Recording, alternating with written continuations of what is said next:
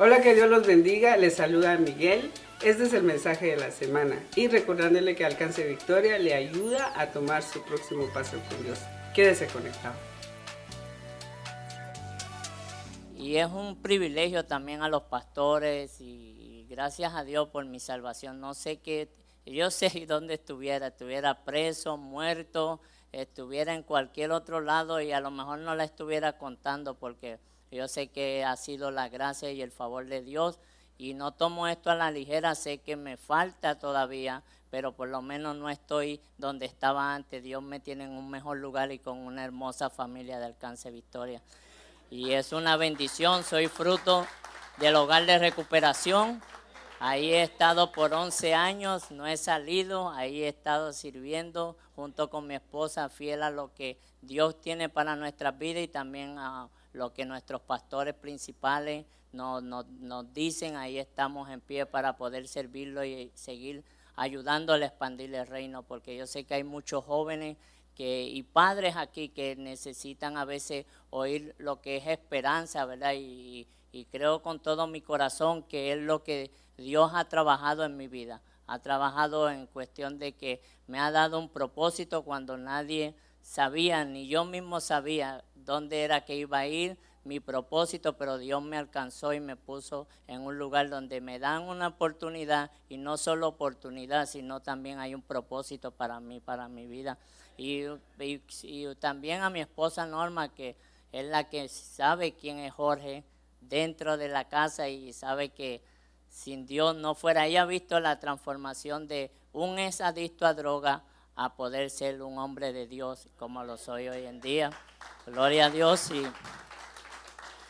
Y hoy quiero, ¿verdad?, nada más dejarles saber que ahorita van a poner un video donde mi abuela tiene 94 años y ella está como cuerda de violín, está nueva, se recuerda de todo.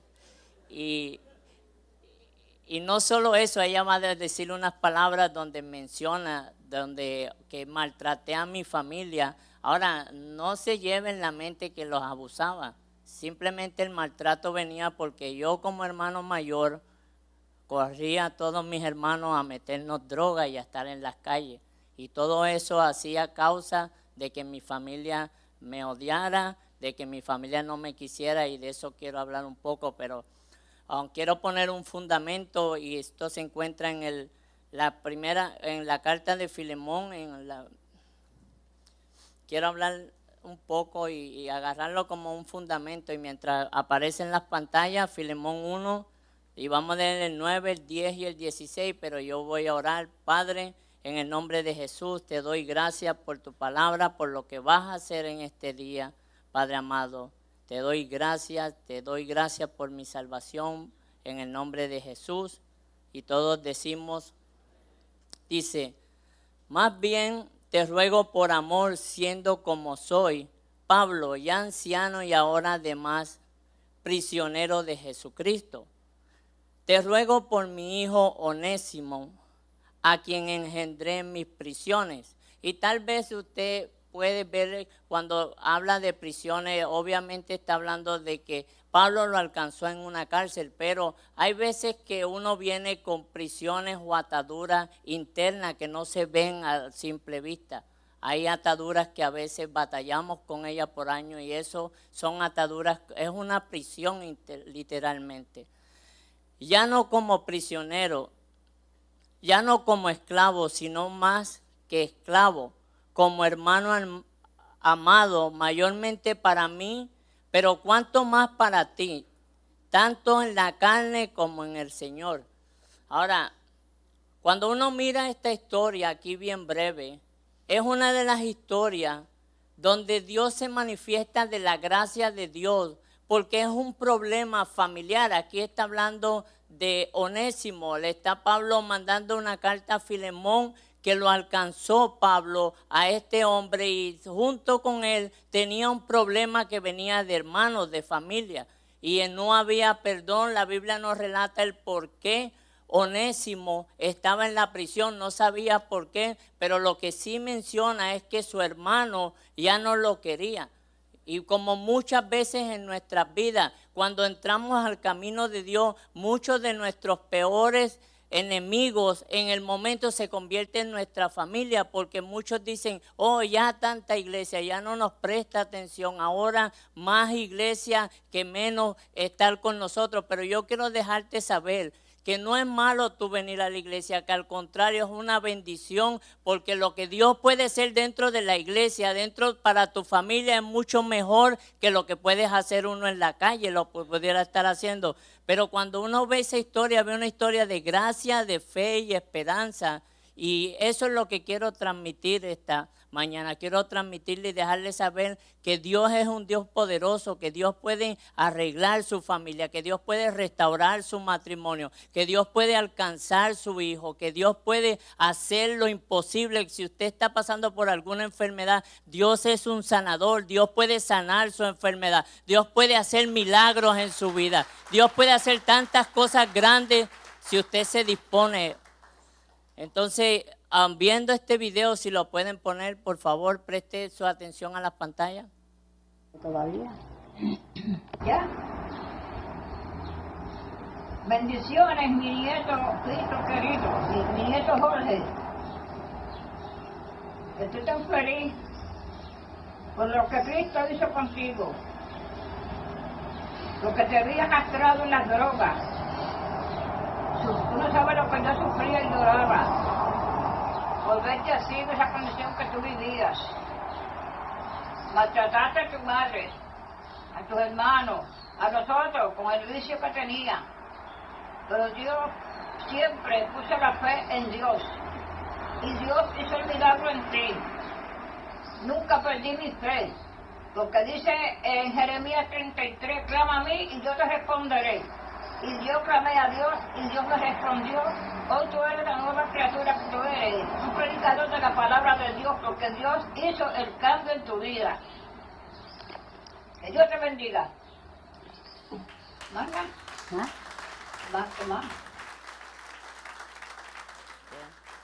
Y ese es el poder de la oración, hermano. No es algo que por años lo viví, es algo que por años lo vi, pero cuando llegó mi vida crecí en un hogar bien disfuncional y desde muy pequeño había visto violencia en mi casa y había visto maltratos de mi padre hacia mi madre, entre yo y mis hermanos. Y me crearon en mí esa impotencia de poder ser una persona aceptada o querer ser aceptado dentro de cualquier grupo de personas que yo quería estar.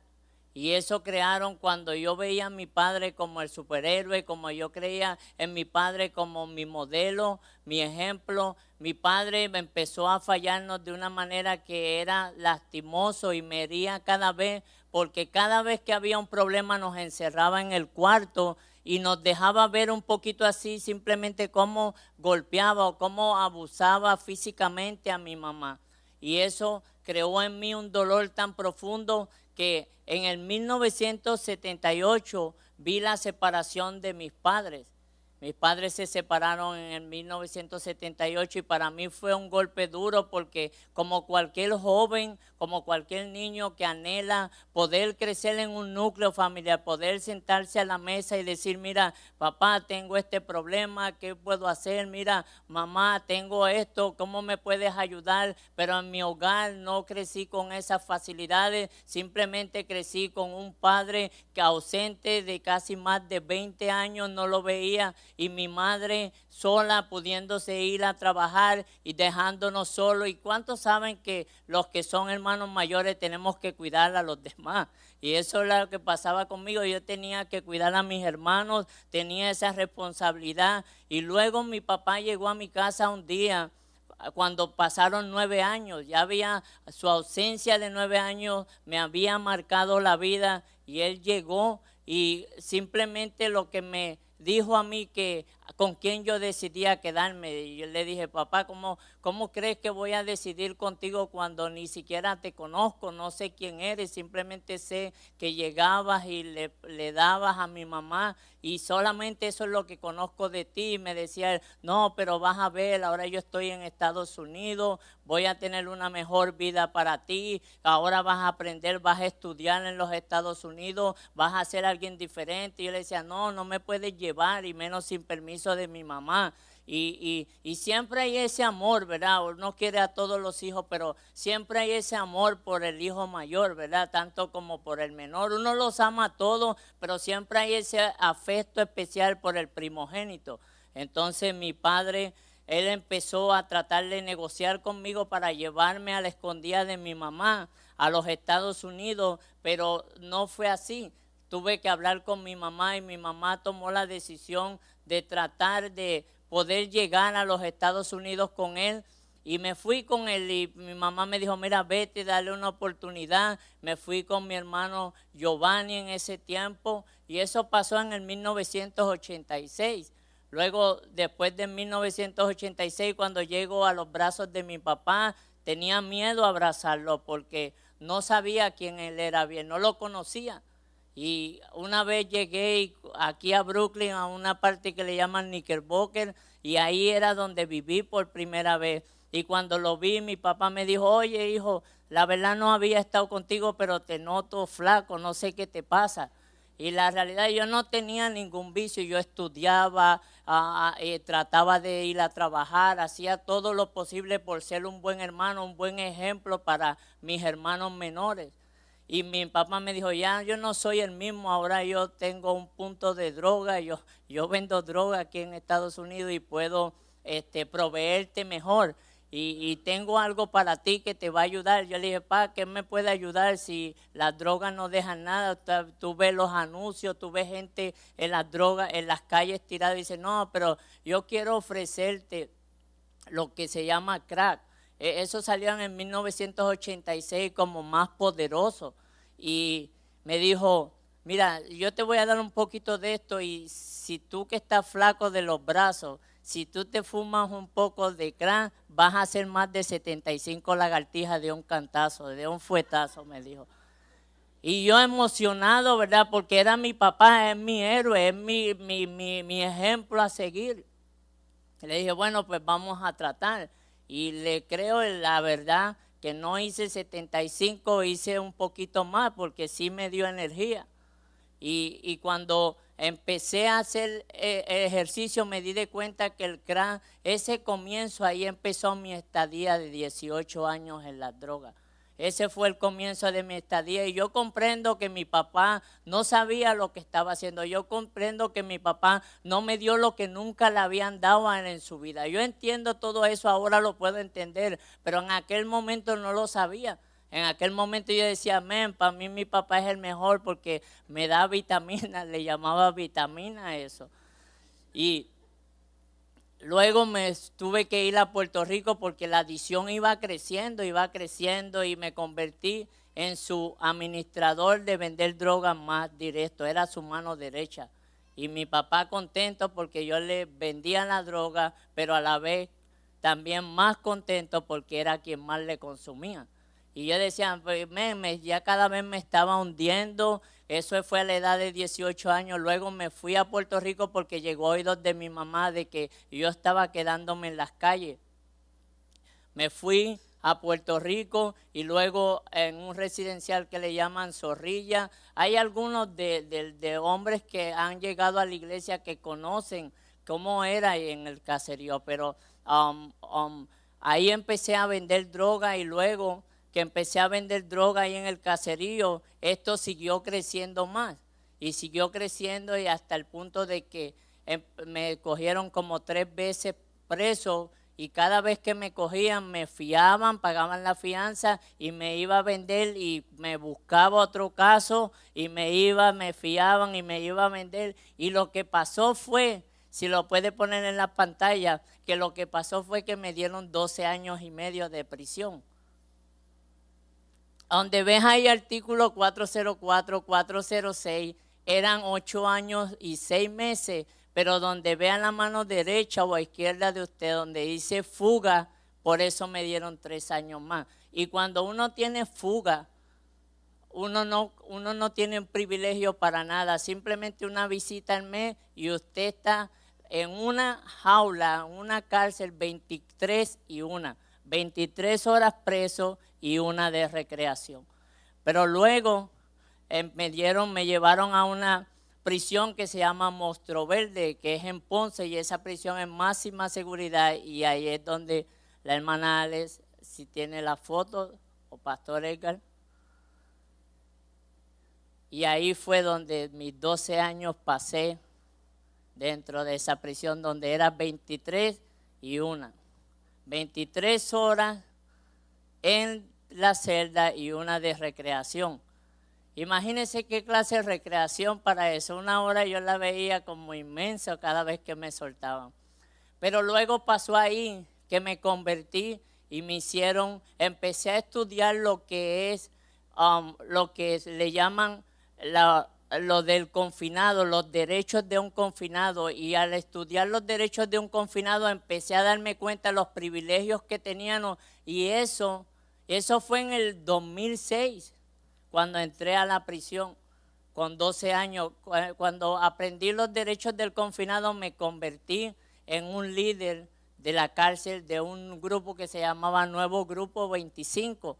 Y ese Nuevo Grupo 25 era parte de que lo había formado yo. En ese grupo, cuando uno es líder, uno tiene derecho a las mejores drogas, a todas las drogas que llega a la institución.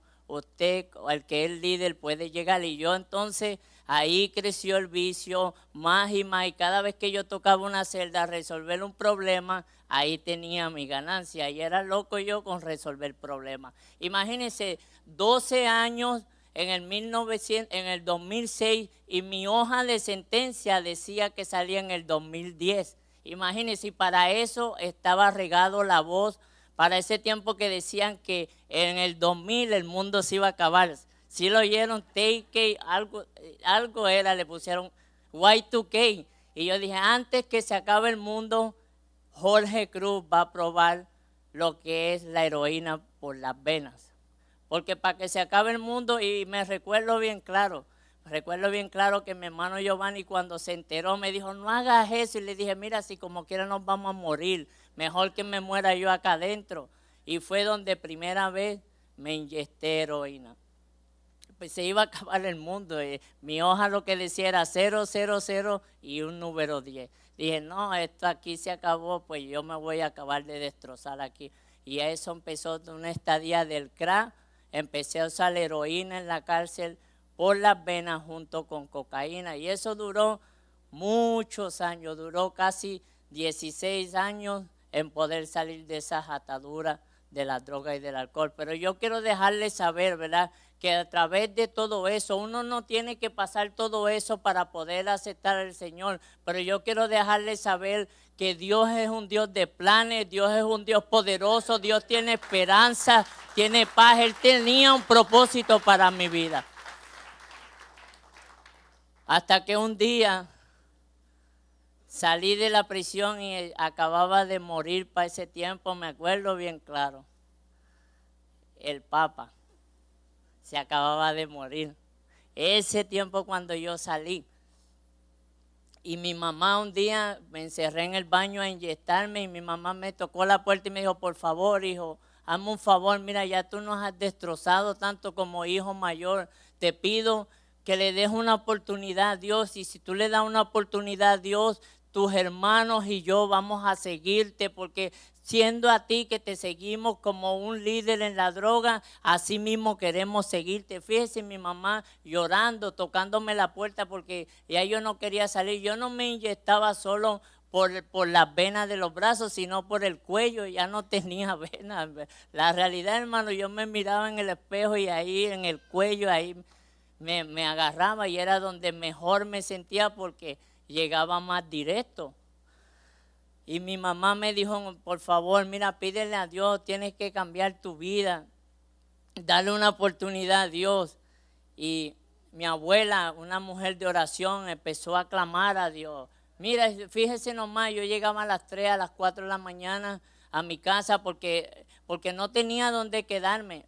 Fueron casi 4 años en la calle y mi abuela me dejaba como se dejan la comida a veces de los perros en el balcón así, una comida de arroz, habichuelas y un poquito de carne. Y era donde yo lo iba a recoger y ahí volvía para atrás en un barrio que se llama Alto de Cuba. Y este barrio Alto de Cuba en Vega Baja simplemente es una residencia tan lujosa que solamente pueden vivir los que están prófugos. Ahí no puede entrar más nadie, los prófugos y los que son adictos a drogas. Nadie más entra ahí si no vive, si no estás en esa condición. Y un día me encontraba yo bien contento, pero a la vez sin dinero. Usted sabe que a veces hay gente que cuando no tiene dinero se pone triste. Pues yo estaba contento porque tenía la mente para evolucionar, para poder buscar droga, porque a mí me gustaba usar lo mejor, ¿verdad? A mí siempre me gustaba, yo cuando me iba a poner, como cuando me iba a meter droga a mí, yo no iba y decía, oye, ven, ¿dónde está la peor droga? Porque yo la quiero buscar. No, yo decía, ¿dónde está la mejor? ¿A quién ha tumbado la droga? ¿A quién le ha dado un overdose? Porque esa es la que yo quiero. Esa es la que yo buscaba y cuando un día me encuentro, empiezo a pedir dinero en un Burger King y me quedé medio dormido y cuando me levanto así que empiezo a pedir dinero, cuando miro así que le estoy pidiendo a un joven, cuando miro era mi hijo que le estaba pidiendo dinero y ahí fue donde yo dije, Señor, ¿hasta cuándo, Señor? Dame una oportunidad de poder ser un buen ejemplo y romper esa cadena de maldición en mi familia. Cuando mi hijo miró, me dijo, Pa, soy yo tu hijo, ¿por qué no quieres cambiar tu vida?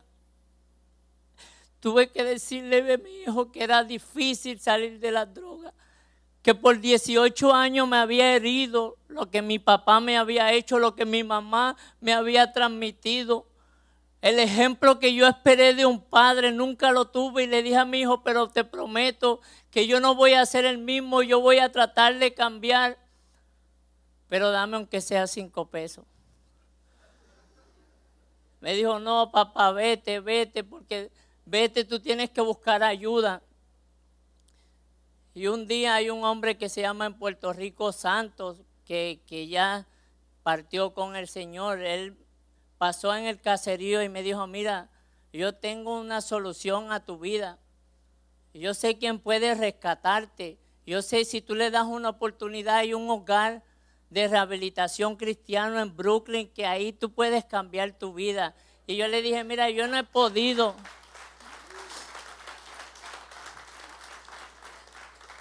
Le digo, yo no he podido en años, 18 años en las drogas, yo no he podido cambiar. ¿Tú crees que ahí me pueden ayudar? Me dijo, sí, mira, ahí te van a ayudar. Ahí gente, yo he mandado gente que ha salido, se ha rehabilitado. Y le dije, mira, pero esa gente no ha pasado lo que yo he pasado. Y me dijo él estas palabras. Me dijo, mira, Dios es especialista en los casos más difíciles como tú. Y yo quiero dejarte saber que si tu caso es difícil, que si tu problema es para ti difícil, para Dios no hay nada difícil. Tal vez tienes un hijo batallando, tal vez tienes tu matrimonio batallando, tal vez tienes una enfermedad, pero para Dios no hay nada difícil. Dios es el Rey de Reyes, Dios fue el quien te creó, Dios es el que tiene el propósito y la última palabra para tu vida. Y en el 2006, en abril, hoy en abril 16, se cumplen 11 años que Dios me hizo libre de la droga y del alcohol. Se cumplen 11 años de romper una cadena de maldición. Una cadena de maldición que hubo por muchos años. Y Pastor Eddie, la hermana Mari y muchos de ustedes, Pastor Andrés y Pastor Edgar, y así por mencionar, han visto que mi mamá antes de partir pasó por esta iglesia, mi hermano Giovanni antes de partir pasó por esta iglesia, mi hermano Nuni viene a esta iglesia, mi hermano César está convertido en los caminos del Señor allá en Puerto Rico, porque un día creyeron, un día le dimos la oportunidad a Cristo Jesús. Y cuando llegué a la casa de rehabilitación en el 2006, el 16 de abril, pude darle, no creía que podía cambiar hasta que un día le dije, mira Señor, yo no quiero que mi familia siga más así, yo no quiero que mi mamá parta o muera y yo no pueda hacerla feliz, que diga, mira, mi hijo no es drogadicto, mi hijo es un hombre que predica la palabra, yo quiero lograr eso, Señor. Y hasta el sol de hoy me siento bendecido de que porque no he llegado, pero sí mi familia pudo ver el cambio en mi vida, lo que hizo Dios a través de los años. Y cuando uno mira las historias así, o cuando mira la historia de Onésimo, esta palabra, este nombre Onésimo tenía un significado y era una persona que era inútil, que no podía hacer nada, y a lo mejor tal vez a usted, su familia, su papá, su mamá, alguien le dijo que eras una persona que no podía lograr nada, que no valías para nada, que eras lo más bajo que podía haber en el mundo. Pero yo quiero dejarte saber que cuando Dios mete la mano en cualquier asunto, sea grande, sea pequeño, sea dificultoso, Dios no falla. Dios es un Dios de propósito, Dios es un Dios de esperanza, Dios es un Dios de milagro, Dios tiene algo grande para tu vida. Y Onésimo se sentía igual. Me imagino a Onésimo que la Biblia nos dice por qué estaba ahí. Simplemente a lo mejor fue que le debía a su hermano, a lo mejor era que se metía en problemas como muchos de nosotros nos metemos en problemas y queremos que nuestros familiares nos ayuden. Y Onésimo algo vio de Pablo en la prisión, algo vio de Pablo en la prisión y algo, hermano, que siempre nos va a ayudar es cuando vemos ejemplos como estos. Ejemplos como nuestros pastores, como nuestros líderes que ya han pasado, que han recorrido la carrera. Y Pablo, me imagino que Onésimo lo miraba orando en la prisión. Me imagino que Onésimo lo veía clamando y diciéndole cada vez, mira, tú no eres algo inútil, tú no eres alguien insignificante, tú eres alguien de valor, tú eres alguien que tiene un propósito, tú eres alguien que Dios puede usar. Pero había marcas en Onésimo porque era un problema familiar. Había marcas en Onésimo que lo tenían inseguro. Pero Pablo pudo infundir esperanza en él y le enseñó en la prisión. No es fácil llenar, no es difícil llenar los blancos de ese pasaje, pero me imagino que Pablo le mostraba cada día que casos peores como los de Onésimo Dios había resolvido y que el de Onésimo no era tan grande como para darse derrotado, como para darse que no podía. Y yo quiero dejarte saber, hermano, que tal vez usted piensa que no lo puede hacer, que tal vez usted piensa que no va a ser un pastor, que no va a ser un predicador, que no va a ser un evangelista, pero yo quiero dejarte saber que sí se puede en Cristo Jesús, porque si tú clamas a Dios, si lo crees y lo puedes vivir, así va a ser en tu vida. Por eso Jesús le dijo a sus discípulos que lo que es difícil para el hombre, para Dios no es difícil. Para Dios es fácil. Y no solamente Onésimo veía a Pablo orando, veía a Pablo con fervor en la prisión, pero también podía ver en Pablo una fe genuina. Y una fe genuina es lo que necesitamos. Debemos saber que el mismo Dios que te trajo de tu país, que no te pasó nada en el desierto, que no te pasó nada en el avión, el mismo ese Dios que te cuidó y te trajo hasta aquí, es el mismo Dios, porque Dios no cambia, Dios no es invariable, Dios siempre lo que promete lo cumple, y ese es el mismo Dios que tienes para poder pedirle.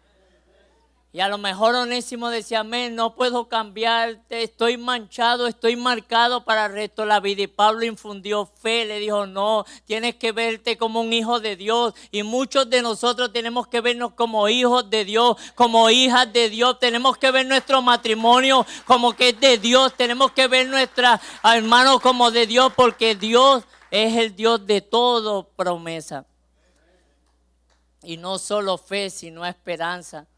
Onésimo había perdido la esperanza de poder ser alguien y volver. Y me da gusto lo que Pablo le dice en el capítulo 16, le dice, mira, te lo recomiendo que lo tengas como si fuera mía. A Pablo no lo iban a tratar como un esclavo, a Pablo no lo iban a tratar en una parte del cuarto de Onésimo, de Filemón, no lo iban a sacar aparte, al contrario, le dijo, mira, te lo encargo como a mí. Le dice, te lo encargo como a mí, porque le iban a dar lo mejor. Y quiero dejarte saber que Dios tiene preparado lo mejor, que tal vez usted está empezando ahora, pero Dios tiene lo mejor. Tal vez es la primera vez que viene a la iglesia, pero Dios tiene lo mejor para tu vida. Y la única forma que pudo hacerme libre de la droga y del alcohol, la única forma que Onésimo salió libre de esa prisión, fue que se reguindó de ahí en adelante de poder servir a Dios.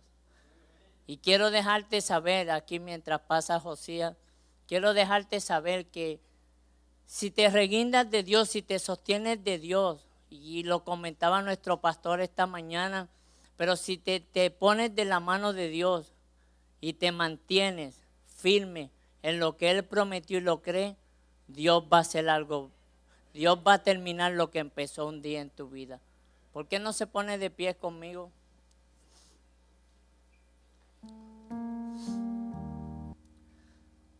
Y algo que Dios me ha mostrado a través de estos 11 años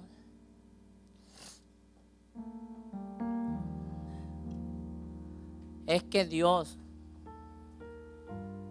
nos ama de una manera que a veces no lo entendemos. Y a veces en nuestra naturaleza decimos, somos muy malos, Dios no nos ama. Somos muy buenos, Dios no nos ama. Pero déjame dejarte saber que Dios nos ama. Que si Dios te trajo hoy es porque te ama. Es porque quiere infundir en ti ese amor que tiene. Y no sé cuál es tu situación, no sé cuál es tu problema, pero yo quiero dejarte saber que si Dios me transformó mi vida, transformó la vida de nuestros pastores, puede hacerlo contigo. Puede hacerlo contigo. ¿Sí lo cree conmigo? ¿Sí lo creen? ¿Sí lo creen? Quiero abrir estos altares. Vamos a orar por las personas que vienen, por los que van a llegar, por su vida. Le agradecemos su sintonía, esperamos que esta palabra haya sido de bendición. Le invitamos a que pueda compartir a través de sus redes sociales con sus amigos y familiares, haciendo clic en cualquiera de los botones que aparecen en su pantalla. Dios los bendiga.